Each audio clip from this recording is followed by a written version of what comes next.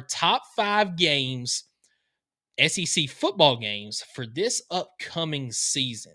You can take it any way you want to. The most anticipated, what we think the best games are going to be, what we think is going to look like by the time the game gets there. So Skylar, you pick the topic. Do you want to go first or do you want to go second? I will go first. I don't mind. And I'll tell you kind of what I did. So per College Football News, they kind of came out with a report, kind of listed their game of the weeks and ranked each week kind of SEC games, right? So I did pull a lot of those because they pretty spot on. And some of the weeks it's kind of a no brainer. There's usually only one. Sometime early in the season, there's more than one good game. But anyways, I went off of that list. I went 1 through 5 in my list, but I didn't just pick the game of the week. I'm gonna start with number 5. Okay. And it is actually not the game of the week per that article, but it's one that I'm anticipating, and it has nothing to do with Tennessee, so y'all be proud. Auburn at Oklahoma. Ooh, so Auburn going to Oklahoma is my 5th most anticipated game of the SEC slate. And the only reason why, if you know the storyline, Jackson Arnold. Yeah, Jackson Arnold going to Auburn. Going to Auburn, but then going back to Norman. Yeah. And wouldn't it be something if he came away with a victory? I think that would bury Venables, honestly. I think, but I think that, just the storylines there is obviously juicing that. But I think these two teams coming off disappointment seasons. But honestly, I kind of view these programs right now the exact same. So I think it would lead to a really good game. Yeah, I think that's a great pick. It's an underrated pick. It is. For I think this it was game, like ranked the 3rd or 4th of that week, and but I like it. I love the storyline. And do you remember what week that game is in? Yes, it is week 4. Week 4. So that's an early game. It is too. So marbles should still be there for the taking. So I think that this game right here could define Oklahoma's season, even early on. Oh yeah. Yeah. So I think as you know, the schedules for the SEC schedules, at least, they didn't change all that often. And Oklahoma, I believe, this year is playing Michigan at one point. I think that's early on. Yep. So, I mean, Oklahoma already doesn't have the easiest of schedules. And this is one of those swing games they need. And it got a little bit spicier when Jackson Arnold joined the Tigers. So, yeah, absolutely. So, I went through the entire list today and looked at the games. And I was able to narrow it down to 6 games. So I've got a tie at 5th right now. Can't do ties.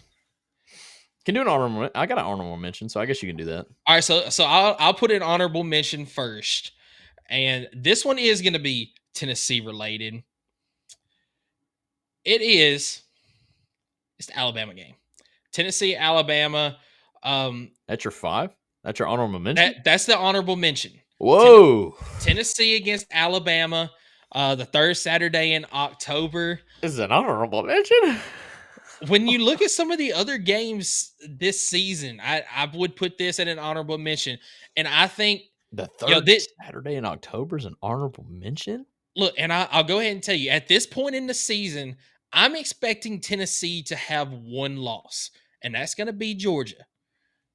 Now, I haven't made official predictions yet. Skylar and I will do that later in the season. But as of right now, I'm expecting Tennessee to come in with one loss, and that is against Georgia. Alabama, I haven't done a deep dive in their schedule yet. I mean, I know I've got the games in front of me, but dude, Ty Simpson's taking them all the way. So that's the storyline there. Is Ty Simpson going to take this job and run with it and have success? Is it going to be the freshman that he's been battling with all spring? What's Alabama going to look like at this point in the season? And also on the Tennessee side of things, can Josh Heupel jump one of those hurdles that he still has in front of him and beat Alabama on the road? You've beaten Alabama 2 out of the last 3 years, but that one year you did not win, that was in Tuscaloosa. You also did not beat them in his first season at Tennessee. Can you jump this hurdle? Because I think it's between this game and there's one other game that actually makes my list a little bit higher later on, just a spoiler alert, that is going to determine whether Tennessee goes 10-2 or 9-3, possibly worse. So that's why I have this one at my honorable mention. So the game that ended up making number 5 on my list, it is the battle for Texas. It's Texas A&M and it's Texas.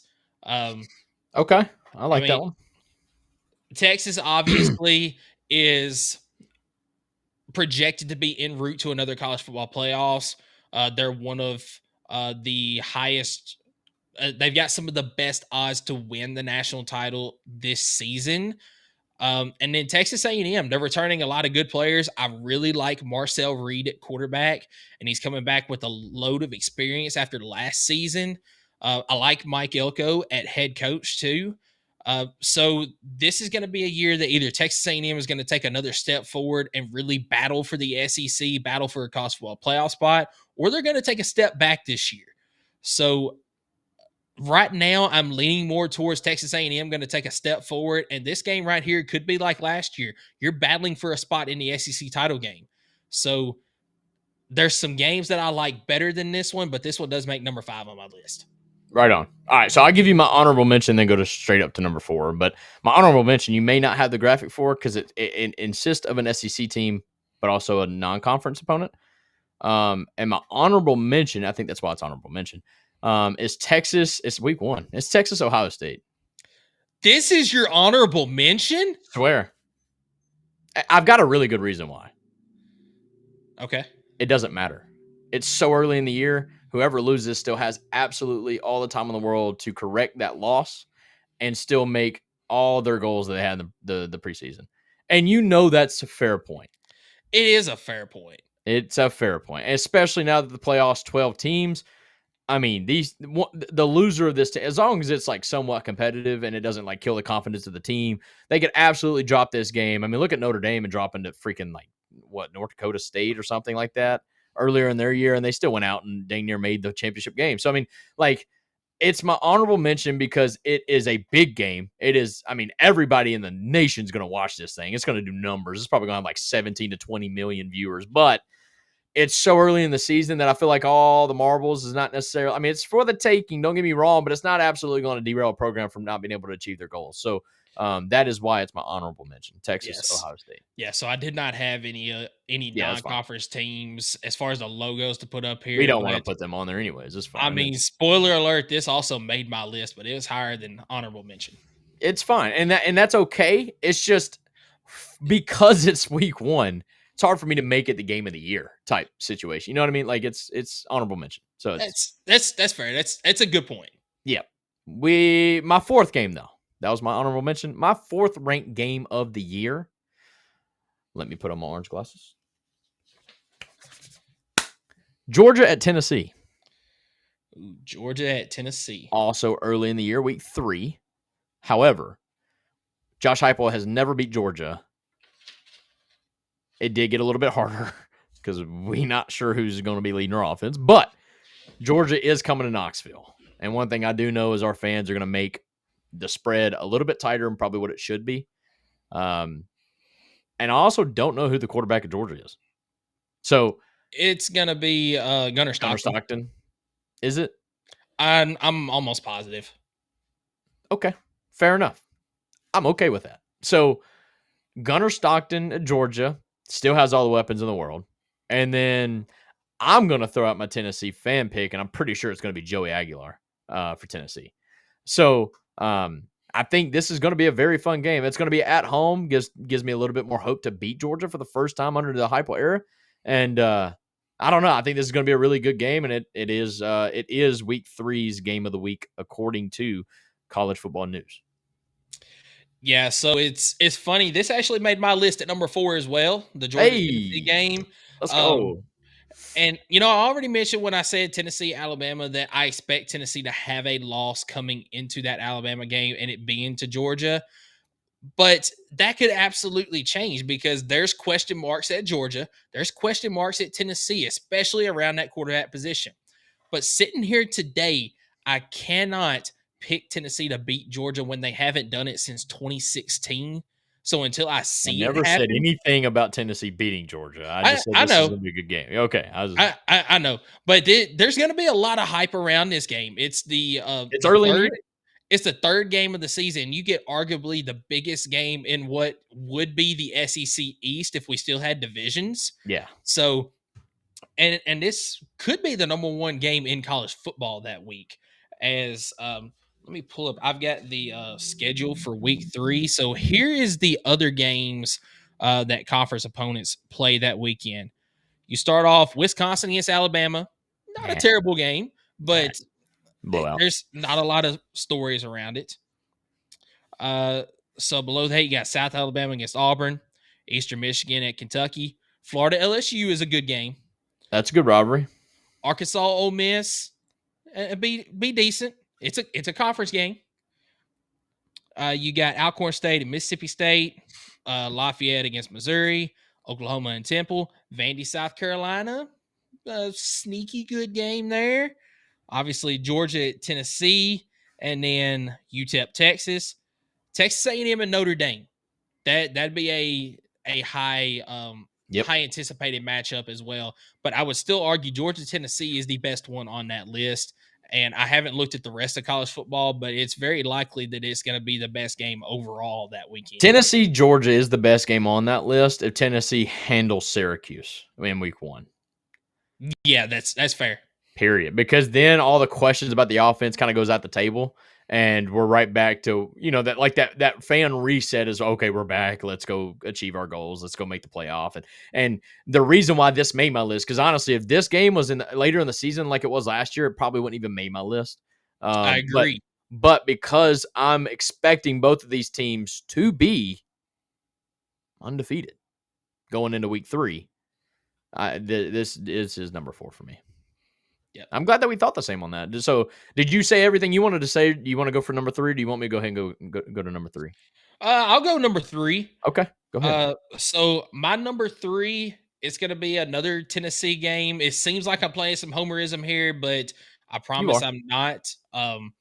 As this is the last game that I have that involves Tennessee. But my number 3 on the list, and you might find this a little bit crazy, is Tennessee against Florida late in the season. And I'll tell you why. Because Tennessee, if you go based off of the like FanDuel models and all that, as far as win percentages go, Tennessee is projected at what, 8-4, 9-3 this season. I think Florida is at 6.5, so they're expecting them at 6 or 7 wins. I happen to this year be very high on Florida, and I think that Florida is going to have a lot of success. And I think there's a possibility that Tennessee and Florida both come into this game with 2 losses. And this game right here would basically be who is going to finish the season 10-2 and make the playoffs as an at-large team. That is my anticipated storyline in this game. So you've got Florida and Tennessee both sitting at this point, it would be 8-2, with it being the 11th game of the season. Florida still got a rivalry game against Florida State left to go. Tennessee is a game against Vanderbilt left to go. So both teams coming in somewhere around 8-2. Tennessee, this is yet another hurdle that they have to jump over to be able to get to all their goals. Because Tennessee this year, they have to complete one of 4 goals that Josh Heupel has yet to accomplish. You have to beat Georgia. You have to beat Alabama on the road. You have to beat Florida on the road. And you have to not lose a game that you should win. One of those 4, actually 2 of those 4, is what you have to accomplish these goals. You have to not lose a game that you should win, and then beat one of these teams that he has yet to beat on the road, or just in general when it comes to Georgia. And in Florida, you're looking at playing for a college football playoff in a time where just last year you were looking bleak as a program. You were looking at Billy Napier possibly being fired, but there's so much talent on this Florida program. And I actually talked to our friend Daniel from the Gator Truth podcast the other night. I'd not realized this. They're returning all 5 starters on the offensive line. Plus, there's a lot of talent around them on offense. And then you got DJ Lagway coming back with experience after the way that he finished the season last year. I think that Florida is primed to come back and have a breakout season this year. I can't argue it. This definitely did not make my list, not even the slightest way. It is an important game for Tennessee. Don't think from a national perspective of the SEC that this makes their top 5 game, if that makes sense. So that's what I was trying to go for. But yeah, if it's late in the year and both these teams still have something to play for, 100%, 100%, this game jumps up quite a bit. But I kind of have a little bit of doubt in Florida. I have a little bit of doubt in Tennessee to still have all those, I guess, achievements or goals set out for them to still be there at that point in the season. So, And that's very fair. Like I said, for this game right here, I was going more towards the anticipation of what I think will happen, where the yeah, other ones, it's more along the lines of the hype going into it. 100%. I completely agree with you, big dog. All right. So, my number 3 is going to be Texas at Georgia, the rematch again. I don't know why, but they felt like they played 4 times last year, but they're going to be playing again this year. Texas at Georgia. Was this where in the regular season Texas wasn't really that competitive with Georgia, right? And then in the SEC conference game, it was the opposite, or Yes. yeah, Yeah. So the regular season, it was basically non competitive. In the conference championship, it was definitely more competitive, but Georgia still handled them. right, yep. But Georgia won both, right? Yeah. Georgia won both games. Right on. Uh, So this is, I mean, Texas, if they're where they want to be, who knows? I mean, is it confirmed that Arch is the quarterback there? It's got to be, right?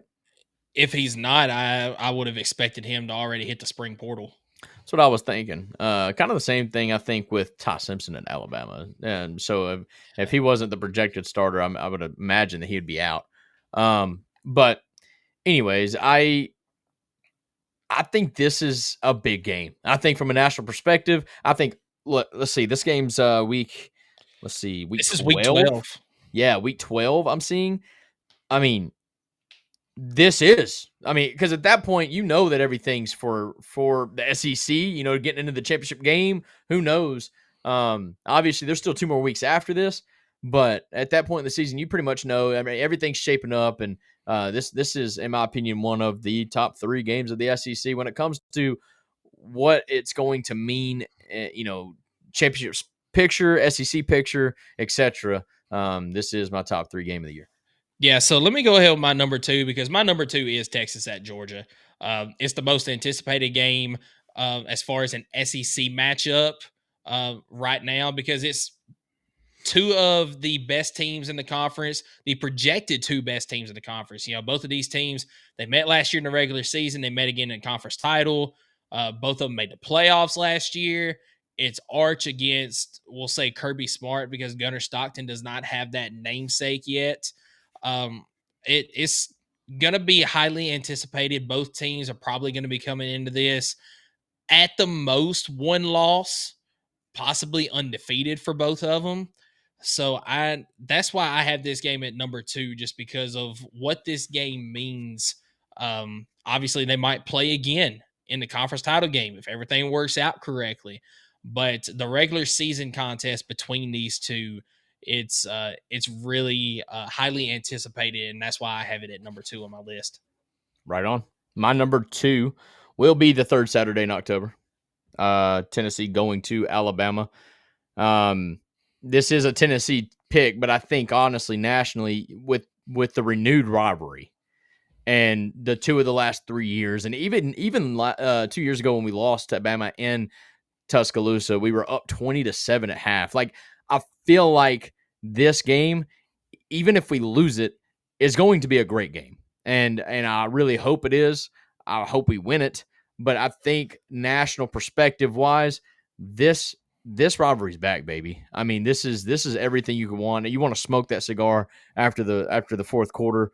This is what it's all about. And for Tennessee, man, what a swing this would be if they could get it done, especially if they probably lose to Georgia earlier in the year, maybe. So like, you lose when you get one back here going on the road to Alabama, and it'll give me so much more confidence going into Florida later on in the year to know that, look, hey, we went to Alabama. Why not? Why not Florida? Why not the Swamp? Now I understand the Swamp's a little bit different animal. I mean, we haven't won there since 2002, maybe. I don't know. But this right here, this is what it's all about. This is my second most anticipated game of the SEC slate for the season. And everything that you said there is great points, and I agree with that. I guess the way that I looked at it, the reason I had it lower on my list is because nobody's talking about Tennessee or Alabama being like one of the very top teams in the SEC, which is why it made my list a little bit lower. So You're looking. who are those top teams in? I mean, Georgia, Texas. That's it. It's Georgia, Texas right now, and then everybody else. I would put Tennessee and Alabama right there at the top of tier 2. So, I mean, I guess that's great, or that furthers your point of this being the second best or second most anticipated game coming into the season. But you just don't have that hype around Alabama anymore without Nick Saban being there. I mean, you're looking at if Kalen DeBoer has a 9-3 season again this year and misses the playoffs, he could be fired in year 2. And it seems like there's a whole lot more people that think that 9-3 could happen than 10-2 or better. Yep. So But I this just game supposedly will happen before that third loss, which is why I think it's still high on my list. yeah, and like I said, you could be right there. Those are great points. I had it a little bit lower on my list, but Clearly. that's still a fantastic game for the second best game in the conference this season. Right on. So number one, drum roll. What you got for the number one most anticipated game in the SEC? Texas Ohio State. It's Texas Ohio State. No shot. It's not even. It's not even two SEC teams. No, it's not. But And it's week one. But like, it involves one of them. Look, both of these teams. Both of these teams made the college football playoffs last year. They played in the semifinals in a game that until the strip 6 there late in the fourth quarter, Texas was on the doorstep of tying it up, and this game was probably going to go into overtime. Two teams that have some of the best odds to make the college football playoffs again and win the entire thing. It's the most hyped game of the offseason right now. It is. How the could media it is telling you not it is, be? and you fed right into it. How could it not be the best game of the year as of right now? Because Ohio State lost, I don't know, a quad like 17 players to the draft. Texas lost their fair share as well. I think a lot of the meat on the bone has been washed from this game. Now, I think Ohio State's still going to be decent. I think Texas is going to be okay, but I don't think it's going to be near like last year. But let me give you another storyline. It's Arch Manning against Julian Sayin. Two highly ranked former 5-star recruits. Now, same class? I think Sayin was the one before because, he started at Alabama and then transferred to Ohio State. So I think he was the one before, and then Arch came the year after. But both of them, it's their team this year. So Julian Sayin against Arch Manning, who's going to get the upper hand? That storyline right there plays into a lot of this right here for me. It plays, I guess, but it absolutely has zero consequences when it comes to SEC race and that's a fair point. Well, all right, so I hate to like bust your bubble, but like that, literally zero consequence. So I disagree on the championship side of things, but as far as zero consequence for the conference, I agree. But for the championship side of things, all right, let's use Texas, for example. If they lose this game right here, and you've still got games against Georgia that you got to play, and then Texas A&M that I've already mentioned, if you drop both of those games right there and you lose to Ohio State in game 1, you're 9-3 and you're not making the playoffs. So I think that this game, and vice versa for Ohio State, you've got Texas that you're playing week 1. You've got to play Penn State later down the road. I think they still play Notre Dame. I could be wrong on that. But then you've also got the Michigan game. You've lost to them 4 straight seasons.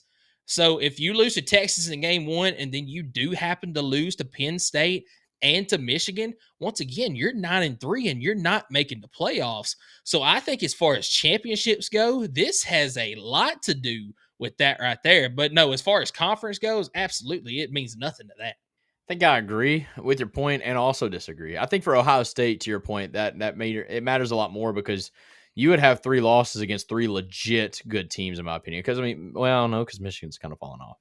I don't know. I don't know how I'd take that. But Penn State, Michigan, and Texas, if that's your 3 losses, that's kind of like, Ooh, but those are three highly sought out programs. Texas, if they were to lose to A&M and Georgia, I feel like A&M is kind of one of those that you shouldn't lose to. Now, obviously, they're on the up and up. Mike Elko's really done a great job there, but Texas goes on to lose those two games, especially to A&M. It's almost like then the Ohio State game doesn't even matter at this point because you lost to A&M and thus should. But I see your point. But I guess what I'm trying to say is, okay, that's if they lose more. If they lose this game right here, they could still go on and run sack their schedule and absolutely be. I mean, they could still be the number one seed. I mean, I don't know. It's a big game. The media is hyping it up, and everybody's going to watch it. But I just feel like there's absolutely zero consequences to it. Whoever wins, great. That's a great start to the year. Whoever loses, it's well. Let's go hit the conference chain. Let's go. Hit it. But either way, it is a big game. It's being talked about by a lot, not just us. I think what everybody's really looking forward in that game is like you mentioned, the quarterbacks, the changing of the guards, if you want to say it like that. So, all right, I disagreed with it, but I know you're going to disagree with this one. My number one pick was arguably the game of the year last year. It's Alabama and Georgia. And yes, I kind of went Georgia heavy here. Georgia's got a lot of big games from a team who 2 years ago had the weakest schedule ever, and has now turned into a program that has to play one of the toughest schedules in back-to-back seasons. But Georgia and Alabama last year, if you remember, Alabama started with like a 28-0 rout, and Georgia came all the way back to take the lead or tie. I think they took the lead. And then Alabama and that 17-year-old that nobody stops talking about went and won the game. And hey, he's finally 18.